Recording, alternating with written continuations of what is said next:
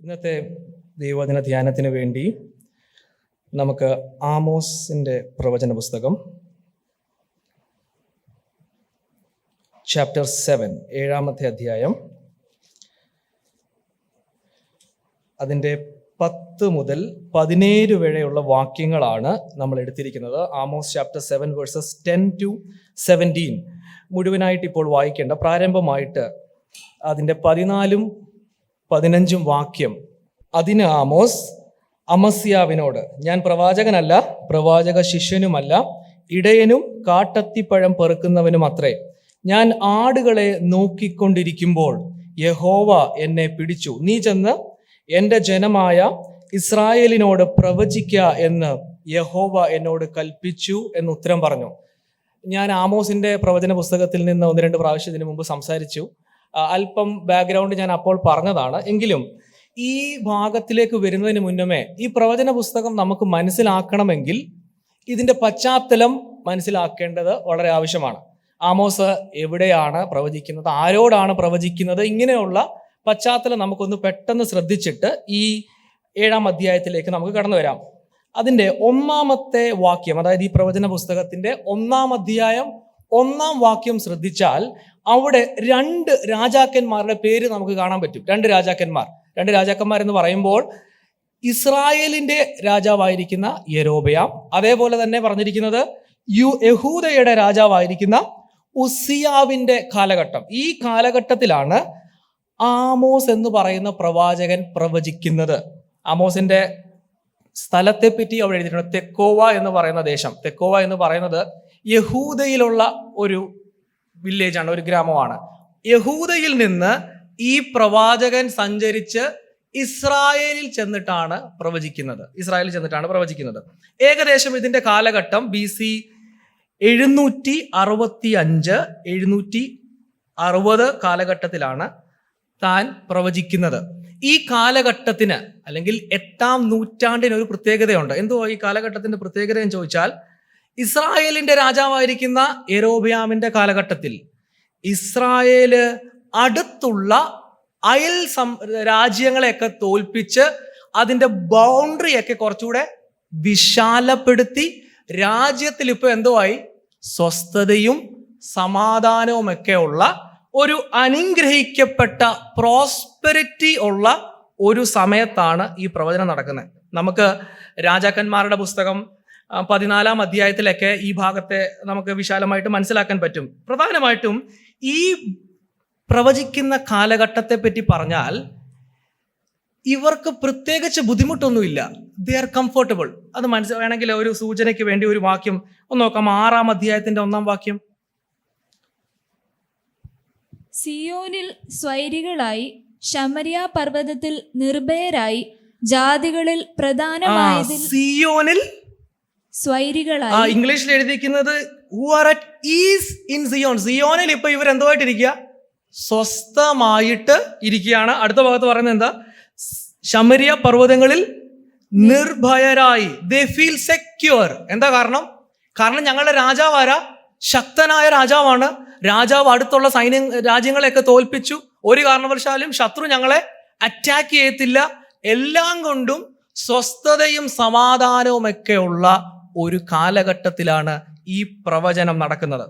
സ്വാഭാവികമായിട്ടും സ്വസ്ഥതയും സമാധാനവും ഒക്കെ രാജ്യത്തുണ്ടാകുമ്പോൾ അത് അവരുടെ എല്ലാ മേഖലയും ബാധിച്ചു. എല്ലാ മേഖലയും എന്ന് പറയുമ്പോൾ ഒന്നാമതായിട്ട് അവരുടെ ബിസിനസ്സിൽ വലിയ മുന്നേറ്റമുണ്ടായി. ബിസിനസ് വർദ്ധിച്ചു, ട്രേഡ് എക്സ്പാൻഡായി. അതുകൊണ്ട് തന്നെ എന്തുണ്ടായി, ബിസിനസ് നടക്കുമ്പോൾ എന്തോ കിട്ടും, സാമ്പത്തികമായ ഉയർച്ച അവർക്കുണ്ടായി. കാരണം ട്രേഡ് നല്ലവണ്ണം നടക്കുന്നുണ്ട്. ആൾക്കാർ ഇത് വാങ്ങാൻ ആൾക്കാരുണ്ട്. അടുത്തുള്ള രാജ്യങ്ങളിൽ നിന്നുള്ള സമ്മാനങ്ങൾ ലഭിക്കുന്നുണ്ട്. എല്ലാം കൊണ്ടും അനുഗ്രഹിക്കപ്പെട്ടിരിക്കുന്ന ഒരു സമയം. അപ്പോൾ എന്തോ സംഭവിക്കുന്നതെന്ന് പറഞ്ഞാൽ, സമൂഹത്തിൽ ഒരു കൂട്ടം ധനികരായിക്കൊണ്ടേയിരുന്നു. A small group is becoming richer. എല്ലാവരും അല്ല, ഒരു കൂട്ടം എന്താവുക, അവര് നാൾക്ക് നാൾ ധനികരായിക്കൊണ്ടേ ഇരിക്കുക. അവരെന്തോ ചെയ്യുന്നറിയോ, അവർ ഈ സമൂഹത്തെ പിടിച്ചടക്കി എന്ന് പറയുമ്പോൾ 4-ാം അധ്യായത്തിന്റെ 1-ാം വാക്യം ഇങ്ങനെയാണ് എഴുതിയിരിക്കുന്നത്: എളിയവരെ ചവിട്ടിക്കളഞ്ഞു, ദരിദ്രരെ തകർത്തു കളഞ്ഞു. ആര്?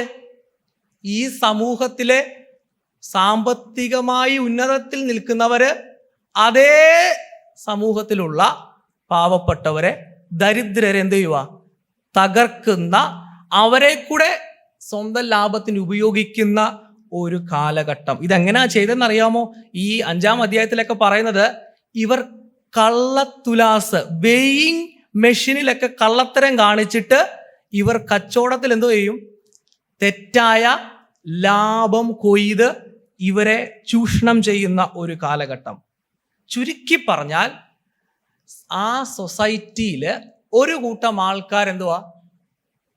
ദേ ആർ വെൽത്തി റിച്ച്, ഭയങ്കര ധനമുള്ളവരാ. അവരെന്തോ ചെയ്യുക? മറ്റുള്ളവരെ തകർക്കുന്ന ഒരു കാലം. ന്യായം, ഇപ്പോൾ ഒരു കേസ് ഉണ്ടായെന്ന് ഓർത്തോ, കോടതി പോയാൽ ഈ പാവപ്പെട്ടവർക്ക് എന്തോ കിട്ടത്തില്ല?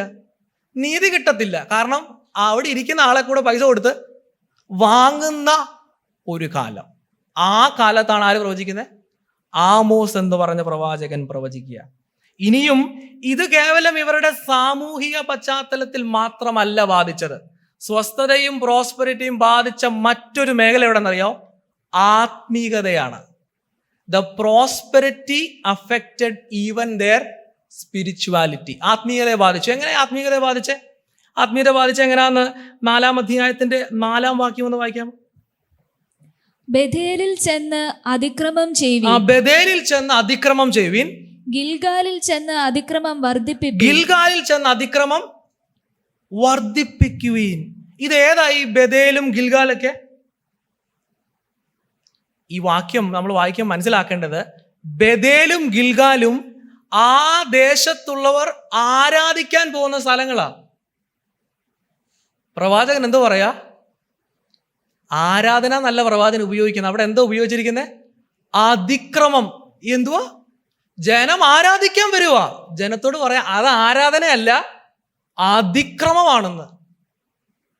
എന്താ കാരണം? എവിടെ ആയിരുന്നു ജനം ദൈവത്തെ ആരാധിക്കേണ്ടത്? ഇസ്രായേലിന്റെ ദേവാലയം എവിടെ ഇരിക്കുന്നേ? യെരുശലേമിലാ. രാജ്യം വിഭജിക്കപ്പെട്ട ചരിത്രം ദൈവമക്കൾക്ക് അറിയാമെന്ന് ഞാൻ വിചാരിക്കട്ടെ. രാജ്യം വിഭജിച്ചപ്പോൾ യെരുശലേം എവിടെ പോയി? യഹൂദ എന്ന് പറയുന്ന 2 ഗോത്രങ്ങൾ മാത്രമുള്ള രാജ്യത്തിന്റെ ഭാഗമായി. അപ്പോൾ ബാക്കിയുള്ള ഇസ്രായേലിലെ 10 ഗോത്രങ്ങൾ എല്ലാ വർഷവും എവിടെ പോകണം? യെരുശലേമിൽ പോകണം. പക്ഷെങ്കിൽ അവർ പുതിയൊരു സെറ്റപ്പ് കണ്ടു എത്തി. എന്തു അറിയോ? നിങ്ങൾ കഷ്ടപ്പെട്ട് എവിടെ പോണ്ട? യെരുശലേമിൽ പോണ്ട. നമുക്ക് എന്തോ ചെയ്യാം? ഇവിടെ തന്നെ ആരാധിക്കാനുള്ള പരിപാടി. അന്നത്തെ ആദ്യത്തെ രാജാവ് ഇതേ പേരുള്ളൊരു വ്യക്തിയാ. പുള്ളിക്കാരൻ 2 സ്ഥലങ്ങൾ തിരഞ്ഞെടുത്തു, ദാനും ബഥേലും. ഈ 2 സ്ഥലത്ത് എന്തോ ഉണ്ടാക്കി? വിഗ്രഹങ്ങളെ ഉണ്ടാക്കി, കാളക്കുട്ടിയും ഒക്കെ ഉണ്ടാക്കി. ഇതാണ് നിങ്ങളെ എവിടുന്ന് കൊണ്ടുവന്ന ദൈവം? ഈജിപ്തിൽ നിന്ന് കൊണ്ടുവന്ന ദൈവം എന്ന് പറഞ്ഞ് ജനത്തെ പാപം ചെയ്യുവാൻ, അതാണ് ഇവിടെ പറഞ്ഞ അതിക്രമം ചെയ്യാൻ വേണ്ടി നയിച്ചു. വർഷങ്ങൾ മുന്നോട്ട് ചെല്ലുമ്പോൾ വേദപണ്ഡിതാക്കന്മാരുടെ അഭിപ്രായം എന്താണെന്ന് ചോദിച്ചാൽ, ഈ ദാൻ എന്ന് പറയുന്ന സ്ഥലത്തിന് പകരമായിട്ടാണ് ഗിൽഗാല് തിരഞ്ഞെടുത്തിരിക്കുന്നത്. അതാണ് ഇവിടെ പറയുന്നത് ബഥേലിലേക്ക് വരിക, ഗിൽഗാലിലേക്ക് വരിക എന്നൊക്കെ പറയാൻ കാരണം, ഇത് ആ കാലഘട്ടത്തിലെ ആരാധനയുടെ സ്ഥലമാ. നമുക്ക് മനസ്സിലാകുന്ന ഭാഷയിൽ പറഞ്ഞാൽ, നമ്മുടെ ആരാധന നടക്കുന്നത് ലൈവിലിരിക്കുന്ന ഒരു വീട്ടിലായിരിക്കും. പക്ഷെ ഞങ്ങളെല്ലാവരും ആരാധിക്കുന്ന എവിടെ? സ്ഥലം മറന്നു, കടപ്പുറയില്ല നമ്മളിരിക്കുന്നത് എന്ന് പറയുന്ന പോലെ ആ സമയത്തെ അവർ ആരാധിക്കാൻ കൂടുന്ന സ്ഥലത്തിന്റെ പേരാണ്. ഞാൻ നിങ്ങൾക്ക് മനസ്സിലായി എന്ന് വിചാരിക്കുകയാണ്. അപ്പോൾ ഇവിടെ നടക്കുന്ന ആരാധന എന്താ പറയുക? കേവലം യഹോവയ്ക്കല്ല ആരാധന. ആരൊക്കെയുണ്ട്? കാളക്കുട്ടിയുണ്ട്, യഹോവയും ഉണ്ട്. ഇതെല്ലാം കൂടി ചേർത്തുള്ളൊരു ആരാധന. ഇവർ മനസ്സിലാക്കിയ എന്താ അറിയോ? ഇതിന്റെ കൂട്ടത്തിൽ എന്താ പറഞ്ഞാൽ സാമ്പത്തികമായി തട്ടിപ്പ് നടത്താം, തോന്നിയ വഴിക്ക് ജീവിക്കുകയും ചെയ്യാം, കൂട്ടത്തിൽ ആരാധനയുണ്ട്. ഇവർ കണ്ടത് എന്തുവാണെന്നറിയോ? ഈ ആരാധന എന്ന് പറഞ്ഞാൽ ജീവിതം ക്രമീകരിക്കുന്നതിന് പകരമുള്ളൊരു ജീവിതം ക്രമീകരിക്കേണ്ട, എന്തോ ചെയ്താൽ മതി? ആരാധിച്ച് ഏറ്റെടുത്താൽ മതി. അതാ ഇവർ ചെയ്യുമ്പോൾ പ്രവാചകൻ പറയും ഇത് ആരാധനയല്ല, അതിക്രമം മറ്റേ സ്ഥലത്ത് നിന്ന് അതിക്രമം ഇനിയും ചെയ്തോളാൻ. ഈ 2-ാം അധ്യായത്തിലൊക്കെ പറയുന്നുണ്ട് ഇവർ ആലയത്തിൽ ചെയ്ത എന്താണ്, പാപം വെച്ചോണ്ട് ആരാധനയുടെ ഭാഗമാകുന്ന ഒരു സമ്പ്രദായം അന്നവിടെ ഉണ്ട്. ചുരുക്കി പറഞ്ഞാൽ എന്താ ആ കാലഘട്ടത്തെ പറ്റി ഞാൻ പറയാൻ താല്പര്യപ്പെടുന്നതെന്ന് ചോദിച്ചാൽ, ആമോസ് പ്രവചിക്കുന്ന കാലം അത്ര എളുപ്പം അല്ല. It is not an easy time to prophesy. പ്രവചിക്കാൻ അനുകൂലമായ സാഹചര്യമല്ല. ഞാൻ സമൂഹത്തിലെ തിന്മ പറഞ്ഞു, സാമ്പത്തികമുള്ളവരും ഇല്ലാത്തവരും ന്യായത്തെ അട്ടിമറിക്കുന്നതും അങ്ങനെയുള്ള സമൂഹത്തിലെ തിന്മ നിൽക്കുമ്പോൾ തന്നെ പാപത്തിൽ വസിച്ചോണ്ട് യാഗത്തിന്റെ പുറത്ത് യാഗം കഴിച്ച് ദൈവവും അവരുടെ കൂടെ ഈ തിന്മയ്ക്ക് കൂട്ടാണെന്ന് ചിന്തിച്ച് ജീവിക്കുന്ന ആളുകളുടെ ഇടയിലാണ് ഈ പ്രവാചകൻ പ്രവചിക്കാൻ വേണ്ടി പോകുന്നത്. ഞാനിത് ഇത്രയും ഈ വിശാലമായിട്ട് ഈ കാലഘട്ടത്തെ പറ്റി പറയുമ്പോൾ നമ്മുടെ മനസ്സിൽ ഇന്ന് നമ്മുടെ ചുറ്റുപാടും നടക്കുന്ന കാര്യങ്ങളെ പറ്റി കൂടെ ചിന്തിക്കുന്നത് നല്ലതാ. കുറച്ചൊക്കെ സാമ്യം ഇതിനോട് ചേർന്ന് കാണാൻ പറ്റും. എന്താ അറിയോ, നമ്മുടെ ചരിത്രം ഒന്ന് ഓർത്ത് നോക്കിക്കേ. പെന്തക്കോസ്തിൽ വരുമ്പോൾ, വിശ്വാസ സമൂഹത്തിന്റെ ഭാഗമാകുമ്പോൾ, ലോകം വേണ്ട, എനിക്ക് ഒന്നും വേണ്ട എന്നൊക്കെ പാടി ഇറങ്ങിയവർ ഇന്ന് എന്തോ ചെയ്യാൻ പോവാ, കുറച്ചും കൂടെ വെട്ടിപ്പിടിക്കണം, കുറച്ചും കൂടെ പൈസ ഉണ്ടാക്കണം, ഇന്നടത്ത് ചെന്നാൽ കൂടുതൽ സാമ്പത്തികം, മറ്റേ ഓഫർ പിടിച്ച അതിലും സാമ്പത്തികം, എന്തോ മാത്രം ഇല്ല. ഔട്ട്വേർഡായിട്ട് ഇതുണ്ട്, പക്ഷെ ഉള്ളിൽ ഇരിക്കുന്ന സാധനം ഇന്ന് ഏതാ? It is still there. സാമ്യം ഉണ്ടെന്ന് തോന്നുന്നു. ഇത് മാത്രമല്ല, പല സാമ്യങ്ങളുണ്ട്. വേറെ എന്തുവാണെന്നറിയോ ഇവിടുത്തെ ആരാധനയുടെ രീതി? ആമോസിന്റെ കാലഘട്ടത്തിൽ ആരാധന രീതി എന്തോ അറിയോ? അന്നത്തെ പുരോഹിതൻ ആരാന്നറിയോ? ആ പേര് നമ്മൾ വായിച്ചു, അമസ്യ. അന്നത്തെ പുരോഹിതന്മാരെ നിശ്ചയിക്കുന്നത് ലേവ്യാക്രമം അനുസരിച്ചായിരുന്നു ദൈവം പറഞ്ഞ ഉടമ്പടി.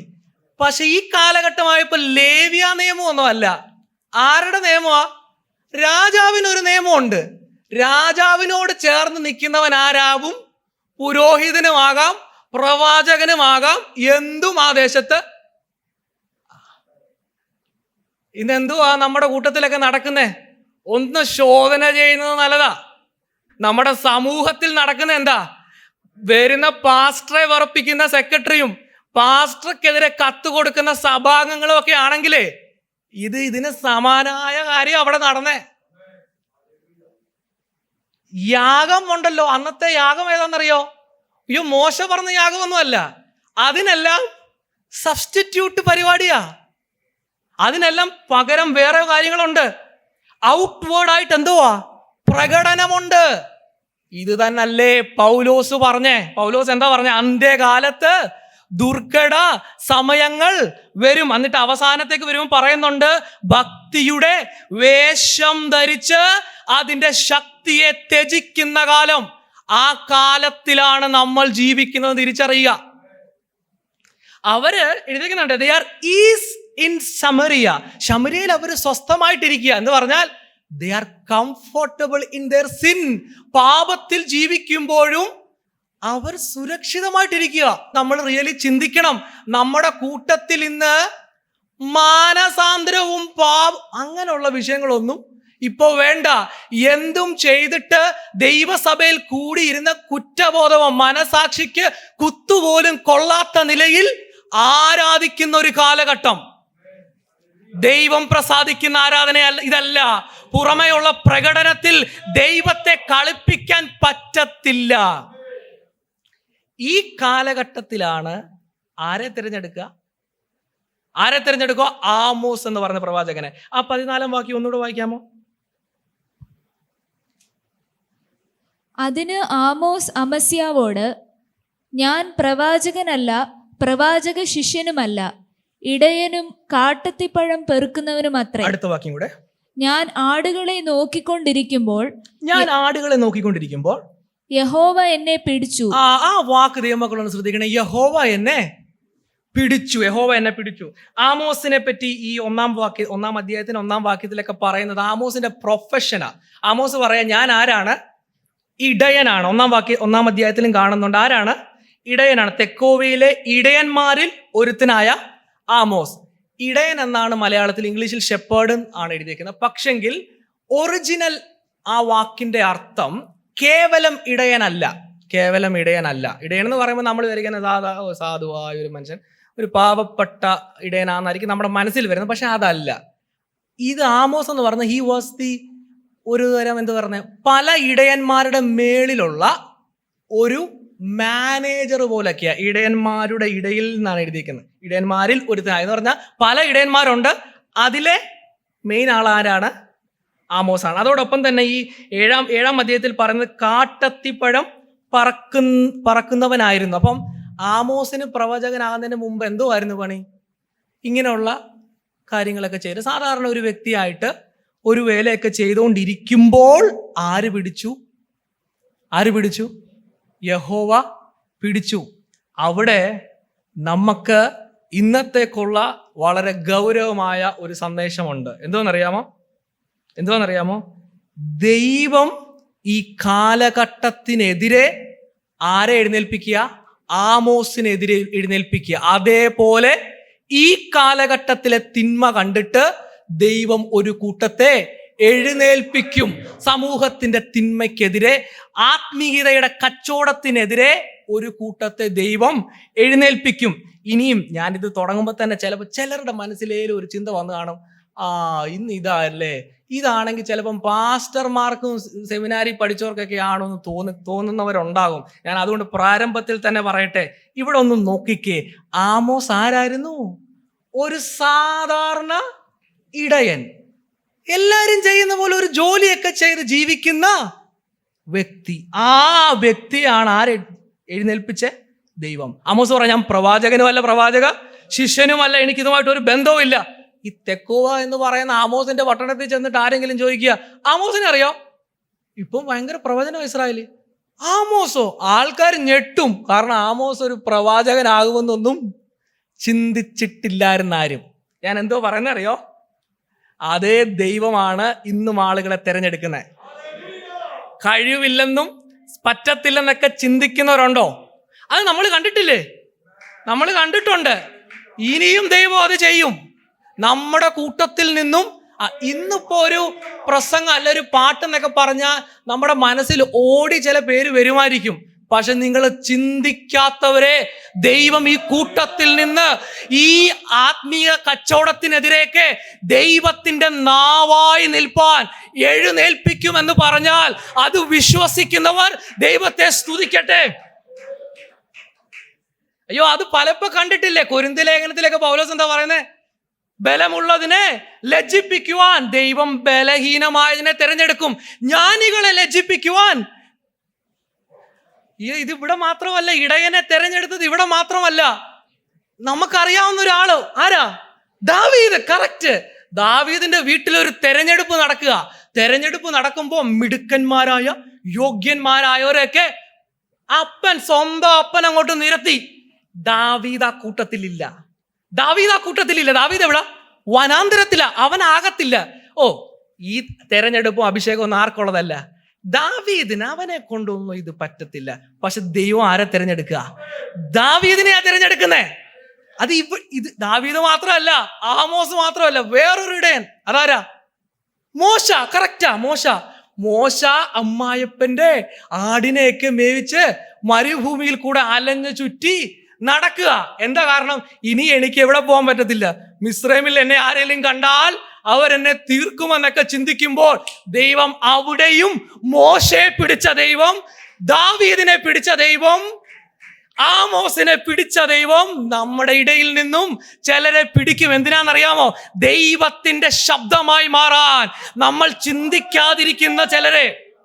ഞാൻ ഈ കൂട്ടത്തിൽ ഒരു സന്ദേശമായി ചിലരോട് പറയാം. ചിലരൊക്കെ ജീവിതത്തെ നോക്കി you may be fed up.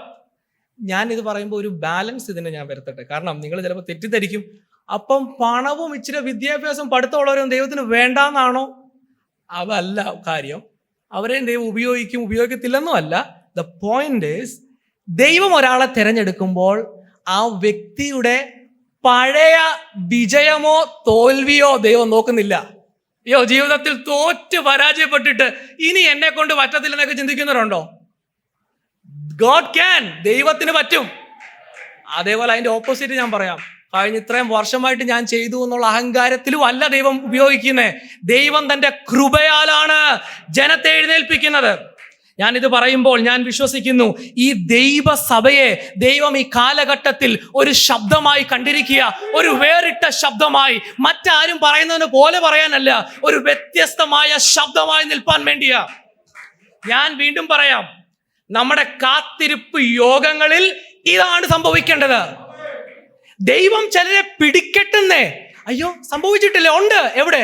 അപ്പോസ്തലപ്രവൃത്തി 13-ാം അധ്യായത്തിൽ കുറച്ച് പ്രവാചകന്മാരൊക്കെ ഇരുന്ന് പ്രാർത്ഥിച്ചോണ്ടും ഉപവസിച്ചോണ്ടും ഇരിക്കുക. അതും ഒരു ടാരി മീറ്റിംഗ് ആണ് കണക്കാക്കിക്കോ. ദൈവത്തിന്റെ ആത്മാവ് ശൗലിനെയും ബർന്നബാസിനെയും ആ കാലഘട്ടത്തിൽ ദൈവത്തിന്റെ ശബ്ദമായി മാറാൻ തിരഞ്ഞെടുത്തതുപോലെ നമ്മുടെ കൂട്ടത്തിൽ, നമ്മുടെ യൗവനക്കാരിൽ ചിലരെ ദൈവം എഴുന്നേൽപ്പിക്കട്ടെ. ഈ ആമോസിന്റെ ചരിത്രം, ആമോസിന്റെ പുസ്തകം നമ്മളെ അതാണ് പഠിപ്പിക്കുന്നത്. ഇംപ്രോബബിൾ, അൺപ്രഡിക്റ്റഡ്, വിചാരിച്ചില്ല. നമ്മൾ ചിലരെ നോക്കി പറയത്തില്ലേ, ഇവൻ പാസ്റ്ററായോ, അങ്ങനെ ആൾ മാറിയതുപോലെ ദൈവം ആൾക്കാരെ ഇതിനകത്തിൽ നിന്ന് എഴുന്നേൽപ്പിക്കട്ടെ എന്ന് ഞാൻ പ്രാർത്ഥിക്കുന്നു. ലുക്കറ്റ്, നമുക്ക് മുന്നോട്ട് ചിന്തിക്കാം. ദൈവം അപ്പം ഈ കാലഘട്ടത്തിന്റെ ശബ്ദമായിട്ട് ആരെ തിരഞ്ഞെടുക്കുക?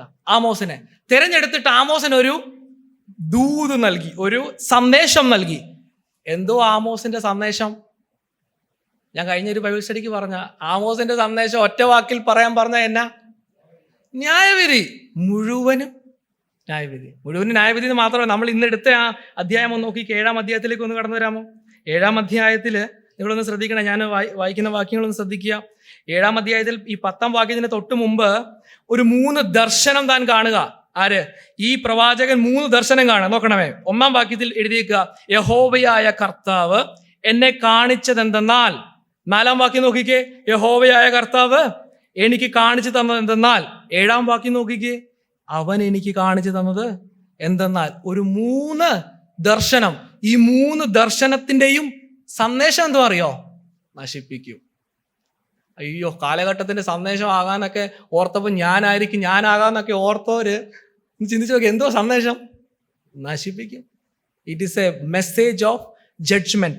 അതിന്റെ വിശാലമായിട്ട് പറഞ്ഞ് 8-ഉം 9-ഉം വാക്യം ഒന്ന് വായിച്ചാൽ അവിടെ വ്യക്തമായിട്ട് പറഞ്ഞിട്ട് ഒന്ന് വായിക്കാം. 8-ഉം 9-ഉം വാക്യം. യഹോവ എന്നോട്, ആമോസേ, നീ എന്ത് കാണുന്നു എന്ന് ചോദിച്ചതിന് ഒരു തൂക്കുകട്ട എന്ന് ഞാൻ പറഞ്ഞു. അതിന് കർത്താവ്, ഞാൻ എൻ്റെ ജനമായ ഇസ്രായേലിന്റെ നടുവിൽ ഒരു തൂക്കുകട്ട പിടിക്കും. ഞാൻ ഇനി അവരെ ശിക്ഷിക്കാതെ വിടുകയില്ല. അടുത്ത വാക്യം. ഇസഹാക്കിന്റെ പൂജാഗിരികൾ പാഴും ഇസ്രായേലിന്റെ വിശുദ്ധ മന്ദിരങ്ങൾ ശൂന്യവുമായി തീരും. അടുത്ത വാക്യം. ഞാൻ യെരോബെയാം ഗൃഹത്തോട് വാളുമായി എതിർത്ത് നിൽക്കും എന്ന് അരുളി ചെയ്തു. പറഞ്ഞാൽ ഒട്ടും അനുകൂലമായ ഒരു സന്ദേശമല്ല നൽകുന്നത്. ദൈവം ജനത്തെ ന്യായം വിധിക്കും. ആ കാലഘട്ടത്തോട് ദൈവത്തിന് പറയാനുള്ളത് എന്താ? I will judge the people for their immorality. അവരുടെ തെറ്റായ ജീവിതത്തിന്, അവരുടെ കപട ആത്മീയതയ്ക്ക് ന്യായം വിധിക്കും. അപ്പൊ നമുക്ക് ഇനിയിപ്പോ വായിച്ച വാക്യത്തിലേക്ക് നമ്മുടെ ശ്രദ്ധ തിരിക്കാം. 10-ാം വാക്യം മുതൽ 17-ാം വാക്യം വരെയാണ് നമ്മുടെ ഇന്നത്തെ ധ്യാനത്തിന് എടുക്കുന്നത്. ഈ ഭാഗത്ത് ഈ പ്രവാചകൻ സന്ദേശം നൽകി. സന്ദേശത്തോടുള്ള പ്രതികരണം നമുക്ക് കാണാം. ആമോസിന്റെ സന്ദേശത്തോടുള്ള പ്രതികരണം എന്താണ്? അവനെ സ്വീകരിച്ച് എല്ലാവരും കൂടെ പ്രൊഫസായി എന്ന് വിളിച്ച് പോവുമായിരുന്നോ, അതോ നിർത്തിയിട്ട് പോന്ന് പറയുമായിരുന്നോ എന്ന് നമുക്ക് ആ വാക്യം കണ്ട മനസ്സിലാക്കാം. ഒന്ന് നോക്കണമേ, ഈ 10-ാം വാക്യം ഒന്ന് വായിക്കാം. 10-ാം വാക്യം. എന്നാൽ ബേഥേലിലെ പുരോഹിതനായ അമസ്യാവ് ഇസ്രായേൽ രാജാവായ യൊരോബയാമിന്റെ അടുക്കൽ ആളയച്ചു. അപ്പോ ഒന്നാമത്തെ പ്രശ്നം തുടങ്ങുക. ആരാ ഇവിടെ പ്രശ്നക്കാരൻ? ബേഥേലിലെ പുരോഹിതൻ, അല്ലെ? ബേഥേലിലെ പുരോഹിതൻ. ഇവിടെ ഇംഗ്ലീഷ് എഴുതിയിരിക്കുന്ന ദ പ്രീസ്റ്റ് ഓഫ് ബേഥേൽ എന്ന് പറഞ്ഞാൽ അവരുടെ കൂട്ടത്തിലെ പ്രധാന പുരോഹിതനാണ്. ആർക്കെതിരെ ഇപ്പൊ നിൽക്കുന്നത്? ആമോസിനെതിരെ. ദൈവശബ്ദമായിട്ട്, ദൈവത്തിന്റെ ആലോചനയുമായിട്ട് വന്ന പ്രവാചകനെതിരെ നിൽക്കുന്നത് ആരാ? ഈ അവിടുത്തെ മതത്തിന്റെ പ്രധാനിയാണെന്ന് പറയുന്നത്. രാജാവിന് കത്തയച്ചിട്ട് പറയും, ഇവൻ രാജ്യത്തിനെതിരെ തിരിയുക. രാജ്യത്തിനെതിരെ തിരിയുക. അപ്പോൾ ഒന്നാമത്തെ ഒപ്പോസിഷൻ എന്താ? ഞാൻ അതിൻ്റെ നേരെ ആപ്ലിക്കേഷനിലേക്ക് ഞാൻ വരികയാണ്. നമ്മൾ ദൈവവചനത്തിനെതിരെയുള്ള ഒപ്പോസിഷനെ പറ്റി ചിന്തിക്കുമ്പോൾ നമ്മൾ ചിന്തിക്കും പുറത്തുനിന്ന് ഭയങ്കര അവിശ്വാസികൾ നമുക്കെതിരെ നിൽക്കുന്നു, അതുണ്ട്. സുവിശേഷത്തിനെതിരെ നിൽക്കുന്നവരുണ്ട്, സുവിശേഷ വിരോധികളുണ്ട്. അതേപോലെ തന്നെ ഉള്ള ഒരു ഡേഞ്ചർ എന്തെന്നറിയോ? എനിക്കൊന്ന് എന്നെക്കാൾ സീനിയറായിട്ടുള്ള ദേവദാസന്മാരുണ്ട്, അവർക്കിത് മനസ്സിലാകും. ഈ കൂട്ടത്തിൽ ആത്മീകരാണ് എന്ന് പറഞ്ഞ് അമസ്യ എന്ന് പറഞ്ഞാൽ ആരവിടുത്തെ പുരോഹിതനാ, അങ്ങനെ ഉള്ളവരാണ് എന്തിനെതിരെ തിരിയുന്നത്? സത്യ സുവിശേഷത്തിനെതിരെ തിരിയുന്നത്. ഞാൻ പറഞ്ഞ കാര്യം മനസ്സിലായോ? എന്ന് പറഞ്ഞാൽ ദൈവത്തിന്റെ ആലോചനയുണ്ട്, കാലഘട്ടത്തോടുള്ള ദൈവത്തിന്റെ ആലോചന അല്ലേ, വചനത്തിന് വേണ്ടി നിൽക്കാം, സത്യസുവിശേഷത്തിന് വേണ്ടി നിൽക്കാം എന്ന് കണ്ടാൽ ആദ്യമായിട്ട് എതിർപ്പുണ്ടാകുന്നത് നമ്മൾ ആത്മീയരെന്ന് കണ്ടവരിൽ നിന്നാ. ഇത് ഞാൻ ഈ പഴയ നിയമത്തിൽ നിന്ന് വലിച്ചു കൂട്ടി പറയുന്നതല്ല. യേശു പ്രസംഗിക്കാൻ വന്നപ്പോ എന്തു പറ്റിയേ? ആരാ യേശുവിനെതിരെ തിരിഞ്ഞേ? ഉയ്യോ, ആ കാലഘട്ടത്തിലെ മതത്തിന്റെ പണ്ഡിതനാന്ന് പറയുന്നവരൊക്കെ യേശുവിനെതിരെ നിൽക്കുന്നേ. നമ്മൾ ആ ഭാഗങ്ങളൊക്കെ ചിന്തിച്ചതല്ലേ? പരീശന്മാരും ഇതൊക്കെയാണ് യേശുവിനെതിരെ തിരിഞ്ഞത്. യേശു തന്നെ പറഞ്ഞിട്ടുണ്ട്. യേശു എന്താ പറഞ്ഞേ? യേശു യോഹന്നാന്റെ സുവിശേഷത്തിൽ പറയുന്നുണ്ട്, നിങ്ങളെ അവരെന്താക്കും? പള്ളി ഭ്രഷ്ടരാക്കും. അത്രയുമല്ല, അടുത്തൊരു വാക്യമുണ്ട്, നിങ്ങളെ കൊല്ലുന്നവൻ എല്ലാം ദൈവത്തിന് വഴിപാട് കഴിക്കുന്നു എന്ന് പറഞ്ഞാൽ മനസ്സിലായോ? അപ്പൊ അവർ ചിന്തിക്കുന്നത് ഇവരെന്തോ വലിയ കാര്യം ചെയ്യാന്നുള്ള നിലയിലാ. ദൈവത്തിന്റെ സന്ദേശത്തിനെതിരെ, സത്യസുവിശേഷത്തിനെതിരെ എതിര് നിൽക്കുമെന്ന് യേശു പറഞ്ഞു. ആര്? മതത്തിന്റെ കാവൽക്കാരാണെന്ന് ചമഞ്ഞു നിൽക്കുന്നവർ. ഞങ്ങളാണ് ക്രിസ്ത്യാനിതയുടെ അല്ലെങ്കിൽ സുവിശേഷത്തിന്റെ വക്താക്കൾ എന്ന് പറയുന്നവരാണ് ഇതിനെതിരെ തിരിയുന്നത്, ഇതിനെതിരെ നിൽക്കുന്നത്. ആ കാലഘട്ടത്തിലാണ് നമ്മൾ വന്നിരിക്കുന്നത്. നിങ്ങൾ നോക്കിക്കേ, 10-ാം വാക്യത്തിൽ എന്തോ പറയുന്നത്? 10-ാം വാക്യത്തില് അമസ്യാവ് യെരോബിയാമിനോട് രാജാവിനൊരു കൽപ്പന, രാജാവിനൊരു ഇതയക്കുക, ലെറ്റർ. ആ വാക്യം നോക്കിയ 10-ാം വാക്യം. എന്നാൽ ബേഥേലിലെ പുരോഹിതനായ അമസ്യാവ് ഇസ്രായേൽ രാജാവായ യൊരോബെയാമിന്റെ അടുക്കൽ ആളയച്ചു. ആമോസ് ഇസ്രായേൽ ഗൃഹത്തിന്റെ മധ്യേ നിനക്ക് വിരോധമായി കൂട്ടുകെട്ടുണ്ടാക്കുന്നു. അവന്റെ വാക്കൊക്കെയും സഹിപ്പാൻ ദേശത്തിന് കഴിവില്ല. ഞാൻ ഈ വാക്യം വായിച്ചപ്പോൾ ഇതിന് സമാനമായ കാര്യം പുതിയ നിയമത്തിലും കണ്ടു. പെട്ടെന്ന് എൻ്റെ ഓർമ്മയിൽ വന്നു. നിങ്ങളുടെ വായിച്ചപ്പോൾ നിങ്ങളുടെ മനസ്സിൽ എന്തെങ്കിലും ഓർമ്മയിൽ വന്നോ? ഇവിടെ പറഞ്ഞിരിക്കുന്ന അതേ കാര്യം ഇവിടെ ഈ പ്രവാചകനോട് പറയുന്ന കാര്യം എന്താ? രാജാവിന് വിരോധമായി എന്തുണ്ടാക്കി? കൂട്ടുകെട്ടുണ്ടാക്കി. ഇതേ കാര്യമല്ലേ യേശുവിനെതിരെ പറഞ്ഞത്? യേശുവിനെ ക്രൂശിക്കുന്നതിന് മുമ്പ് എന്തോ ഒരു പറഞ്ഞേ? ഇവൻ ഞങ്ങളുടെ ജാതിയെ മറിച്ചു കളയുന്നു, താൻ ക്രിസ്തു എന്ന രാജാവാകുന്നു എന്ന് പറഞ്ഞുകൊണ്ട് രാജാവിനെതിരെ ഒരു റിവോൾട്ട്, ഒരു കലാപം ഉണ്ടാക്കുവാണെന്നുള്ള അക്യൂസേഷൻ ആർക്കെതിരെ ചെയ്ത്? യേശുവിനെതിരെ ചെയ്തു. മറ്റൊരു ഭാഗം ഇവിടെ എഴുതിയിരിക്കുന്നത് കണ്ടോ? ദേശത്തിന് സഹിക്കാൻ കഴിയുന്നില്ല. എന്ത്? ഈ പ്രവാചകന്റെ വാക്ക് ദേശത്തിന് സഹിക്കാൻ പറ്റുന്നില്ല. പുതിയ നിയമത്തിൽ പൗലോസൊക്കെ ഒരിടത്ത് പ്രസംഗിച്ചപ്പോ അവരെ പറ്റി സാക്ഷ്യം പറഞ്ഞ എന്തുവാ? ഭൂലോകത്തെ ഒരു സന്ദേശം പറഞ്ഞവനെ പറ്റിയാ പറയുന്നേ. സത്യവചനത്തിന് വേണ്ടി നിൽക്കാൻ തയ്യാറായാൽ, സത്യസുവിശേഷത്തിന് വേണ്ടി ഒരു കാലഘട്ടത്തിൽ നിൽക്കാൻ തയ്യാറാകുമ്പോൾ, ദൈവസഭയായിട്ടും വ്യക്തികളായിട്ടും നിൽക്കുമ്പോൾ ഉണ്ടാകുന്ന ഒപ്പോസിഷനാണ് ഇവിടെ പറയുന്നത്. You are not going to be accepted. നമ്മളെ സ്വീകരിക്കാനല്ല ആൾക്കാർ വരുന്നത്, നമുക്കെതിരെ പറഞ്ഞിരിക്കുന്ന കണ്ടില്ലേ? സഹിക്കാൻ പറ്റുന്നില്ല. അത് മാത്രമാണോ? മുന്നോട്ട് പോയാൽ 12-ാം വാക്യം ഒന്ന് വായിക്കാമോ? എന്നാൽ ആമോസിനോട് അമസ്യാവ്, എടോ ദർശക, യഹൂദ ദേശത്തിലേക്ക് ഓടിപ്പോയിക്കൊള്ളുക, അവിടെ പ്രവചിച്ച് അഹോവൃത്തി കഴിച്ചുകൊള്ളുക. ബേഥേലിലോ ഇനി പ്രവചിക്കരുത്.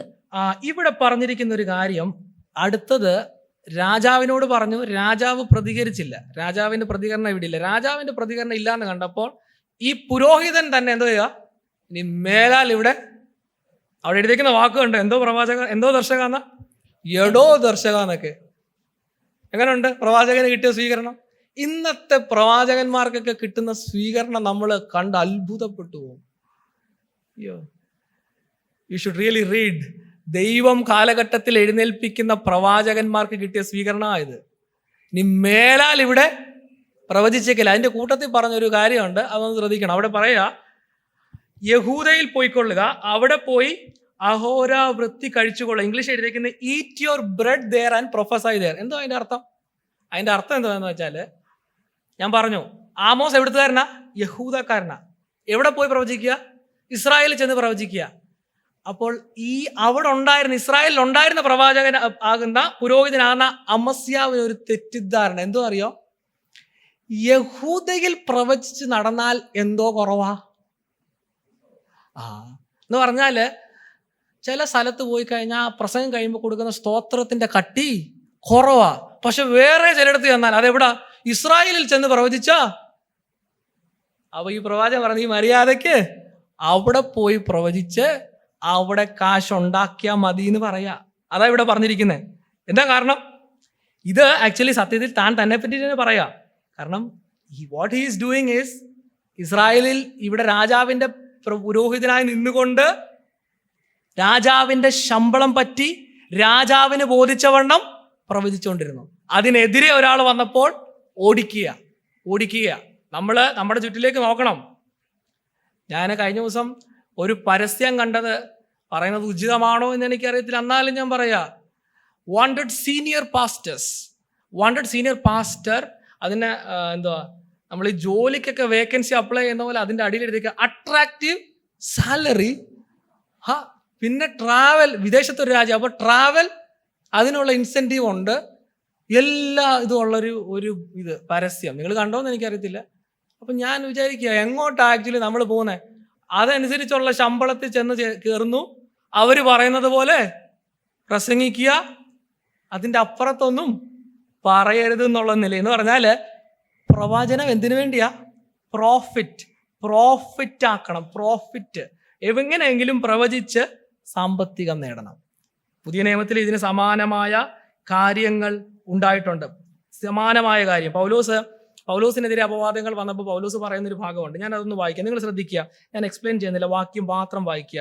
തെസ്സലോനിയ ലേഖനത്തിൽ പൗലോസ് ഇങ്ങനെയാണ് പറയുന്നത്: നിങ്ങൾ അറിയും പോലെ ഞങ്ങൾ ഫിലിപ്പിയെ വെച്ച് കഷ്ടവും അപമാനവും അനുഭവിച്ചിട്ട് വലിയ പോരാട്ടത്തോടെ ദൈവത്തിന്റെ സുവിശേഷം നിങ്ങളോട് പ്രസംഗിപ്പാൻ ഞങ്ങളുടെ ദൈവത്തിൽ ധൈര്യപ്പെട്ടു.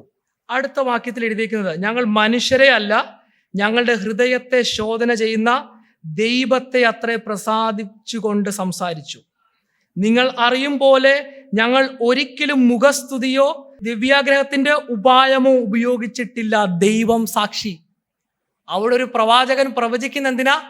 പ്രവചിച്ച് താൻ ആരാവണം? സാമ്പത്തികമായി ഉയർച്ച വരണം. പക്ഷേ പൗലോസ് പറയാം, ഞങ്ങളത് ചെയ്തിട്ടില്ല.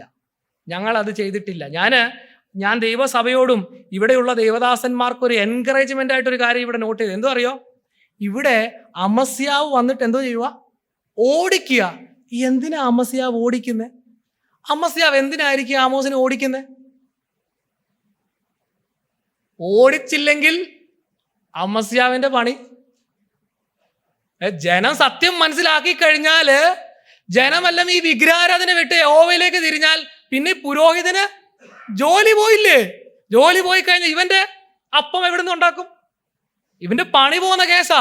അതുകൊണ്ടാണ് എന്ത് ചെയ്യുന്നത്? ഇതിനെതിരെ തിരിയുന്നേ. എന്തുവാ നമുക്കുള്ള സന്ദേശം? നമ്മൾ ഈ കാലഘട്ടത്തിൽ ഒറ്റക്കെട്ടായി ദൈവസഭയായി ദൈവദാസന്മാരായി ഒരുമിച്ച് സത്യസുവിശേഷം പറയാൻ ധൈര്യം കാണിക്കുമ്പോൾ കാലഘട്ടത്തിൽ വളർന്നു വരുന്ന ദുരുപദേശവും അതിൻ്റെ പോരാട്ടങ്ങളൊക്കെ സത്യവചനത്തിന്റെ മുൻപിൽ അഴിഞ്ഞു വീഴും.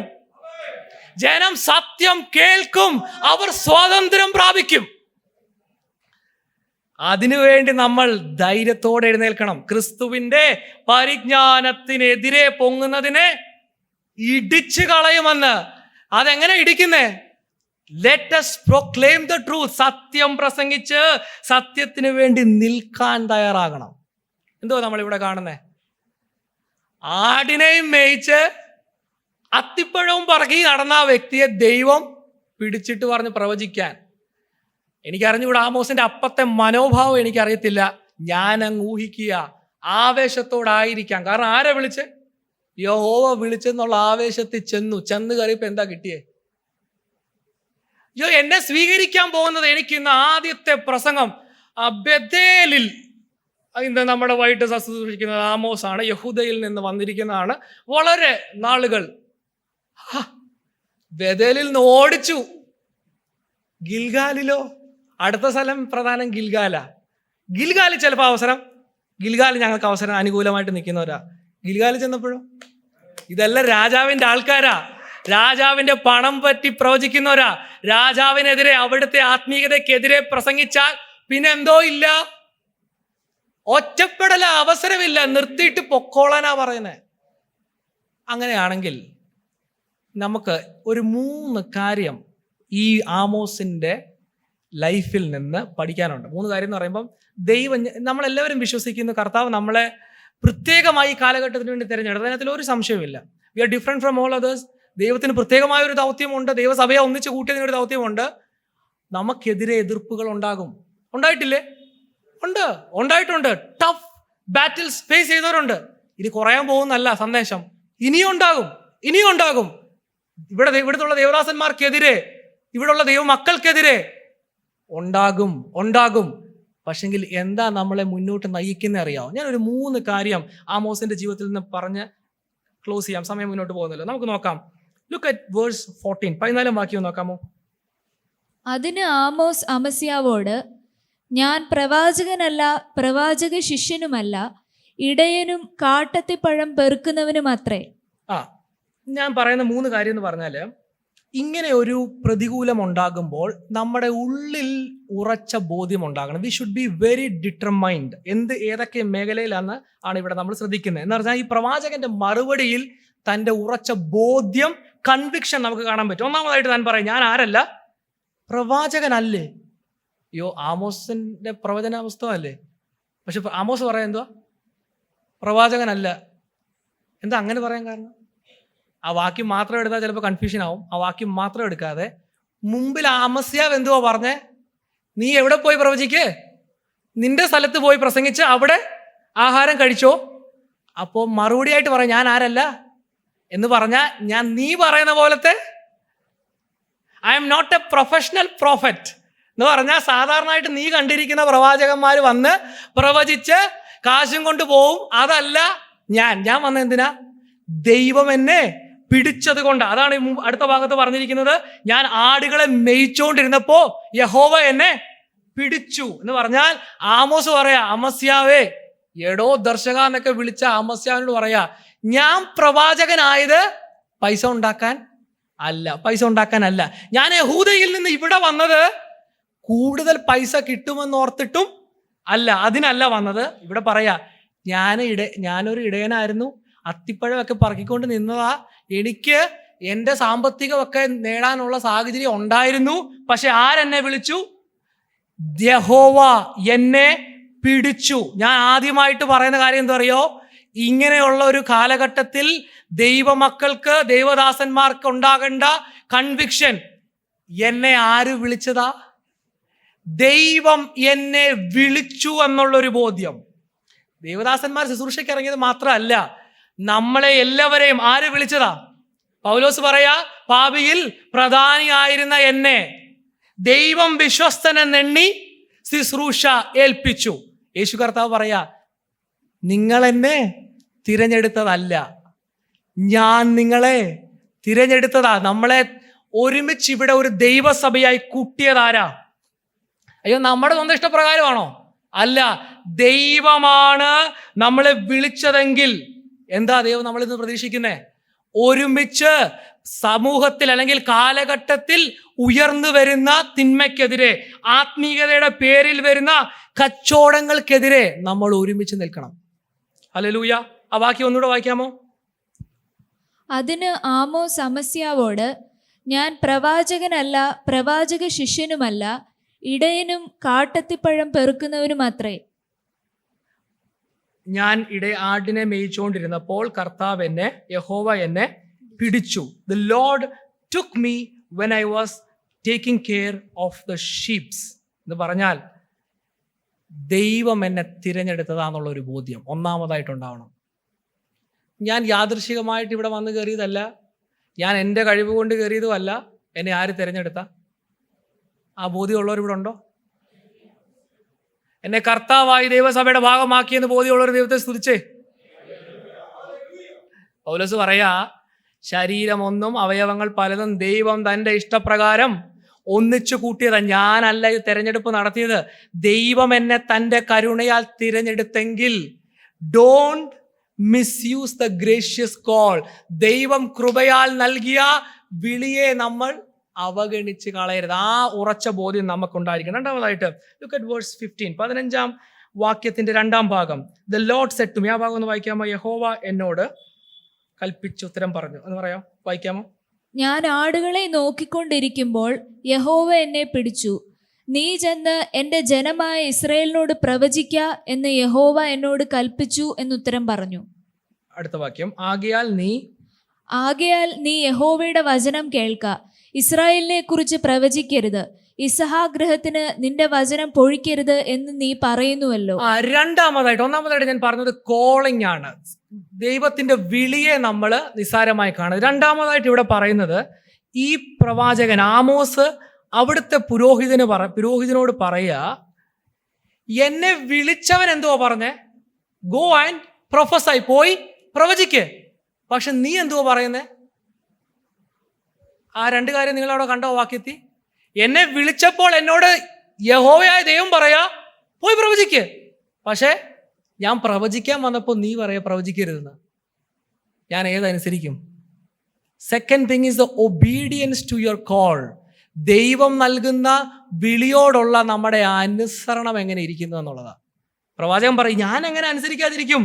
കാരണം എന്നെ വിളിച്ചത് ദൈവമാണ്. വിളിച്ച ദൈവമാണ് സന്ദേശം നൽകിയതെങ്കിൽ എനിക്കിത് എന്തോ ചെയ്യാൻ പറ്റത്തില്ല.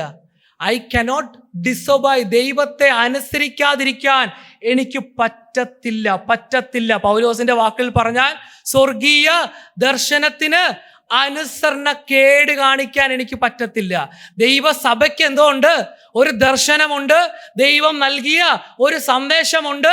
ദൈവസഭയുടെ ഭാഗമായിരിക്കുന്ന നമുക്ക് ദർശനത്തിനോട് അനുസരണക്കേട് കാണിക്കാൻ പറ്റത്തില്ല. ബിക്കോസ് നമ്മളെ വിളിച്ചത് ദൈവമാണെന്നുള്ള ബോധ്യം. ദൈവം വിളിച്ചെങ്കിൽ we will be obedient. That is the second thing. മൂന്നാമത്തെ ഒരു കാര്യം കൂടെ പറഞ്ഞ് ഞാൻ എൻ്റെ വാക്കിൽ അവസാനിപ്പിക്കാം. Look at verse 16 and 17. ആകയാൽ നീ യഹോവയുടെ വചനം കേൾക്ക. ഇസ്രായേലിനെ കുറിച്ച് പ്രവചിക്കരുത്. ഇസഹാഗ്രഹത്തിന് നിന്റെ വചനം പൊഴിക്കരുത് എന്ന് നീ പറയുന്നുവല്ലോ. അതുകൊണ്ട് യഹോവ ഇപ്രകാരം അരുളി ചെയ്യുന്നു, നിന്റെ ഭാര്യ നഗരത്തിൽ വേശ്യയാകും. നിന്റെ പുത്രന്മാരും പുത്രിമാരും വാൾ കൊണ്ട് വീഴും.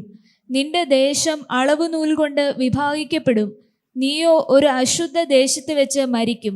ഇസ്രായേൽ സ്വദേശം വിട്ട് പ്രവാസത്തിലേക്ക് പോകേണ്ടി വരും.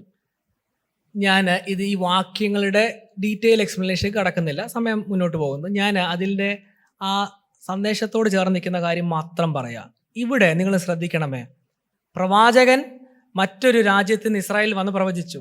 ശക്തമായ എതിർപ്പുണ്ടാകുമ്പോൾ ഒന്നാമതായിട്ട് താൻ പറയാ, എന്നെ വിളിച്ചതാരാ? ദൈവം. ഞാൻ എൻ്റെ സ്വന്തം ഇഷ്ടപ്രകാരം കാശുണ്ടാക്കാൻ പ്രവാചകനായതല്ല, എന്നെ ദൈവം വിളിച്ചതാ. രണ്ടാമതായിട്ട് പറയാ, വിളിച്ചവൻ എന്നോട് എന്തോ പറഞ്ഞേ? പ്രവചിക്കാനാ, അതുകൊണ്ട് എനിക്ക് അനുസരണക്കേട് കാണിക്കാൻ പറ്റത്തില്ല. മൂന്നാമത്തെ കാര്യവും പ്രധാനപ്പെട്ട ഒരു പാഠവുകളുണ്ട്. ഇതിനോടുള്ള മറുപടി താൻ എന്തോ പറയുന്നറിയോ? മുൻപ് പറഞ്ഞ അതേ കാര്യം പറയാ. എന്ന് പറഞ്ഞാ, നീ വന്ന് എന്നോട് എതിർത്ത് പറഞ്ഞപ്പോൾ സന്ദേശത്തിന് എന്തോ ഇല്ല, മാറ്റമില്ല. ജനം എവിടെ പോകും?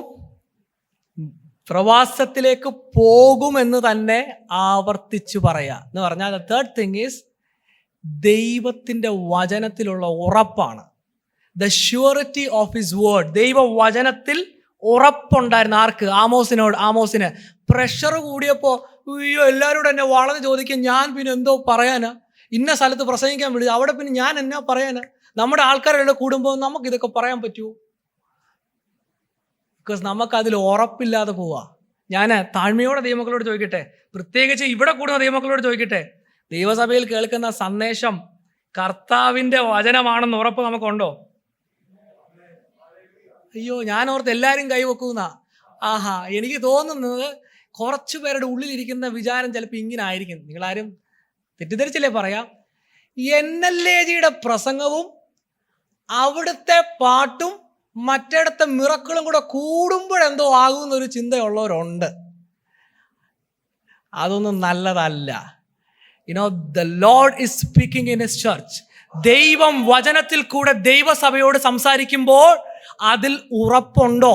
ഉറപ്പില്ലെങ്കിൽ ആടിപ്പോകുന്നേ. We are not convinced. Pastor പറഞ്ഞതും കറക്റ്റാ, മറ്റേ പാസ്റ്റർ പറഞ്ഞതും കറക്റ്റാ, അതും കറക്റ്റാ. ഞാനൊരു കഥ കേട്ടിട്ടുണ്ട്. എൻ്റെ കൊച്ചിലെ സൺഡേ സ്കൂളിൽ, ഞാനത് ഇതോടെ പറഞ്ഞ് അവസാനിപ്പിക്കുക. കൊച്ചിലെ സൺഡേ സ്കൂളിലൊക്കെ ഞങ്ങൾക്ക് കഥ പറയണമായിരുന്നു. ഇവിടെ സൺഡേ സ്കൂൾ ആനിവേഴ്സറിക്ക് കഥ പറയും. അപ്പം പപ്പ ഇങ്ങനെ പല പല കഥകൾ ഇങ്ങനെ ഓരോ വർഷം എനിക്ക് എഴുതി ഇങ്ങനെ കഥ പറയും. അപ്പം ഒരു വർഷത്തെ കഥ ഇതായിരുന്നു. എനിക്കിത് ഇപ്പോഴും ഓർമ്മയുണ്ട്. എനിക്ക് പറഞ്ഞ കൂട്ടത്തിൽ അങ്ങ് വന്നുകൊണ്ട് ഞാൻ പറയാം. കഥ ഇതാ. അതൊരു വേറൊരു കോണ്ടെക്സ്റ്റിലാണ് പറഞ്ഞതെങ്കിലും നമ്മൾക്ക് മനസ്സിലാകുന്ന ഭാഷയിൽ പറയാം. നമ്മുടെ ചർച്ചിലെ അല്ലെങ്കിൽ ഒരു പാസ്റ്ററിൻ്റെ അടുത്ത് കുറച്ച് വിശ്വാസികൾ ചെന്നിട്ട് പറയാ, പാസ്റ്ററെ ഇന്ന വ്യക്തി, പാസ്റ്റർ വിചാരിക്കുന്ന പോലെ അല്ല, ഭയങ്കര പ്രശ്നക്കാരനാണ്, ഭയങ്കര പ്രശ്നം, ഒരാൾക്കെതിരെ അങ്ങനെ അപവാദങ്ങൾ പറയാം. പാസ്റ്റർ ഇതെല്ലാം കേട്ടു. പാസ്റ്റർ പറഞ്ഞു, നീ പറഞ്ഞതെല്ലാം 100% ശരിയാണ്. പാസ്റ്റർ ആൻറ്റി ചായ ഇട്ട് കൊടുത്തു. അവര് പോയി കഴിഞ്ഞ് കുറച്ചു നേരം കഴിഞ്ഞപ്പോൾ മുമ്പേ അപവാദം പറഞ്ഞ ആരാണോ ആ വ്യക്തി പാസ്റ്ററെ കാണാൻ വന്നു. പാസ്റ്ററെ വന്ന് കണ്ടിട്ട് പറയാ, പാസ്റ്ററെ ആ മുമ്പ് വന്നവർക്കെതിരെ തിരിച്ചു പറയാ, അവരുണ്ടല്ലോ ഭയങ്കര പ്രശ്നക്കാരാ, പാസ്റ്റർ സൂക്ഷിച്ച പാസ്റ്റർക്ക് നല്ലതാ. പാസ്റ്റർ പറയാ, നിങ്ങൾ പറഞ്ഞത് 100% ശരിയാ. അവർക്ക് സന്തോഷം. പാസ്റ്റർ ആൻറ്റി ചായ ഇട്ട് കൊടുത്തു. അവര് പോയി. അവർ രണ്ടു കൂട്ടരും പോയി കഴിഞ്ഞപ്പോൾ കഥയുടെ അവസാന കൺക്ലൂഷൻ എങ്ങനെയാ, പാസ്റ്റർ ആൻറ്റി പാസ്റ്ററോട് ചോദിക്കുക, പാസ്റ്റർ ആര് പറഞ്ഞതാ? അപ്പം പാസ്റ്റർ പറയും, നീ പറഞ്ഞതാ. സത്യത്തിൽ അങ്ങനെ ഒരു രീതിയാണ് നമ്മൾ ഒരു സന്ദേശത്തെ ഇവാലുവേറ്റ് ചെയ്യുന്നത്. അത് കറക്റ്റ് കാര്യമാണ്. ഇന്ന് എല്ലാം ശരിയല്ല. നമ്മൾ ഈ ദിവസങ്ങളിലൊക്കെ പഠിച്ചുകൊണ്ടിരിക്കുന്ന ഒരു ഭാഗമുണ്ടല്ലോ, ഗലാത്യ ലേഖനത്തിൽ പൗലോസ് വന്ന് സത്യസുവിശേഷം പ്രസംഗിച്ചിട്ട് പോയി കഴിഞ്ഞപ്പോൾ വേറെ കുറച്ച് പേര് വന്നിട്ട് പറഞ്ഞു, പൗലോസ് പറഞ്ഞത് മാത്രം പോരാ, എന്തോ വേണം, കൂട്ടത്തിൽ കുറച്ച് കാര്യങ്ങളൂടെ വേണം. ആ ഗലാത്യ ലേഖനത്തിൽ കർത്താവദാസൻ കഴിഞ്ഞ ദിവസം പഠിപ്പിച്ച ഭാഗം എന്തോ പറഞ്ഞിരിക്കുന്നത്, ആ വാക്യം ഞാൻ ഒന്ന് വായിച്ചോട്ടെ. ഞാൻ അറിയിച്ച സുവിശേഷം മാനുഷികമല്ല എന്ന് നിങ്ങളെ ഓർമ്മിപ്പിക്കുന്നു. അണ്ട് പറയാ, എന്നാൽ ഞങ്ങൾ നിങ്ങളോട് അറിയിച്ചതിന് വിപരീതമായി ഞങ്ങളാകട്ടെ സ്വർഗത്തിൽ നിന്നൊരു ദൂതനാകട്ടെ നിങ്ങളോട് മറ്റൊരു സുവിശേഷം അറിയിച്ചാൽ അവൻ ശപിക്കപ്പെട്ടവൻ. ദൈവമക്കൾ എത്ര ഗൗരവത്തോടെ കാണണമെന്ന് മനസ്സിലായോ? എല്ലാം ഒന്നും ശരിയല്ല, എല്ലാം ശരിയാകാനാകുന്നേ നമ്മൾ ചിന്തിച്ചാ പോരെ. ഇവിടെ കേൾക്കുന്നവർ നേരെ വിപരീതമായിട്ട് കേൾക്കുക. ഞാൻ ഈ സന്ദേശം പറയുമ്പോൾ ഇത് ഇവിടെയുള്ള ദൈവമക്കളോടാണ് പറയുന്നത്. ഓൺലൈനായിട്ട് കേൾക്കുന്നവർ മറ്റ് സഭകളിൽ കൂടുന്നതായിരിക്കും. എങ്കിലും ഞങ്ങളുടെ സഭായോഗത്തിൽ പങ്കെടുത്തെങ്കിൽ അതിൻ്റെ അർത്ഥം വചനം കേൾക്കാൻ താല്പര്യമുണ്ടെന്നാ. സത്യവചനമാണ് പറയുന്നതെങ്കിൽ അതിന് കോൺട്രഡിക്റ്റ് ചെയ്യുന്നതിന് പുറകെ പോവല്ലേ. ഞാനൊരു കാര്യം കൂടി പറഞ്ഞ് അവസാനിപ്പിക്കുക. ഈ വർഷത്തിന്റെ ആരംഭത്തിൽ നമ്മൾ ന്യൂ ഇയർ സന്ദേശം കേട്ടു. എന്തുവായിരുന്നു? 7ാമത്തെ മാസമായില്ലയോ, ഇതൊക്കെ എങ്ങനെ ഓർത്തു വെക്കുന്നത്? പത്രോസിന്റെ ലേഖനത്തിൽ നിന്ന് കർത്താവദാസൻ ശക്തമായി പറഞ്ഞ ആലോചനയുണ്ട്. എന്തുവാ? വചനമെന്ന മായമില്ലാത്ത പാല് കുടിക്കണം. കാലഘട്ടത്തിൽ വിശ്വാസ ത്യാഗം സംഭവിക്കും. കാരണം മായം ചേർത്ത് ആൾക്കാരുടെ സാമ്പത്തികം നോക്കി, ആൾക്കാരുടെ സ്റ്റാറ്റസ് നോക്കി ദൂത് പറയുന്ന പ്രവാചകന്മാരും ശുശ്രൂഷകന്മാരും എഴുന്നേൽക്കുമ്പോൾ സത്യവചനത്തെ മുറുകെ പിടിക്കുന്നവരായിരിക്കണം ദൈവസഭയുടെ ഭാഗമായിരിക്കുന്നത്. പൗലോസ് എഫേസ്യ ലേഖനത്തിൽ ഇതിന് സമാനമായ കാര്യം പറയുന്നുണ്ട്. What is he saying? Paulose പറയുന്നത്, മനുഷ്യരുടെ ചതിയാലും ഉപായത്താലും തെറ്റിച്ചു കളയുന്ന തന്ത്രങ്ങളിൽ കുടുങ്ങിപ്പോകുവാൻ തക്കവണ്ണം ഉപദേശത്തിന്റെ കാറ്റിനാൽ അലഞ്ഞു ഉലയുന്ന ശിശുക്കളെ പോലെ ആകരുത്. ഉപദേശത്തിന്റെ കാറ്റിനാൽ ഉലഞ്ഞു പോകുന്ന അവസ്ഥ. Because we are not convinced that the Lord has spoken. ദൈവം സംസാരിച്ചു എന്ന് ഉള്ള ഉറപ്പില്ലാതെ പോകുന്ന ഒരു അവസ്ഥ. ഞാൻ എൻ്റെ സന്ദേശത്തെ ഇവിടെ അവസാനിപ്പിക്കാൻ താല്പര്യപ്പെടുക. എന്തോ കർത്താവ് നമ്മളോട് ഇന്ന് ഈ വൈകിയ സമയത്ത് സംസാരിക്കുന്നത്. It is a reminder. പുതിയ കാര്യമൊന്നുമല്ല, ഇതൊരു ഓർമ്മപ്പെടുത്തലാണ്.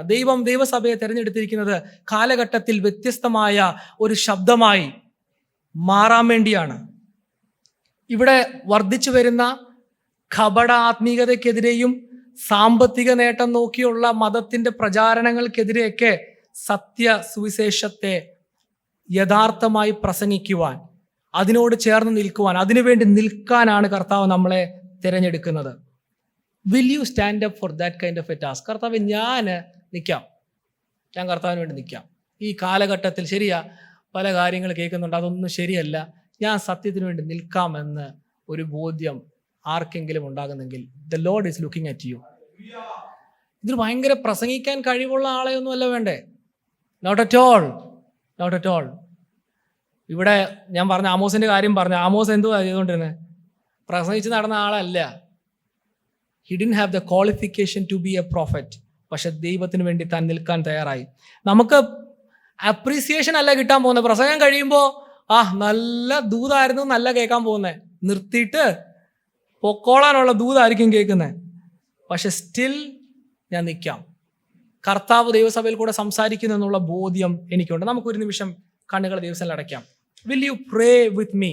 നമുക്ക് കേട്ട ദൈവവചനത്തിന് മുൻപാകെ ഒരു നിമിഷം പ്രാർത്ഥനയ്ക്ക് വേണ്ടി നമ്മുടെ കണ്ണുകളെ അടയ്ക്കാം.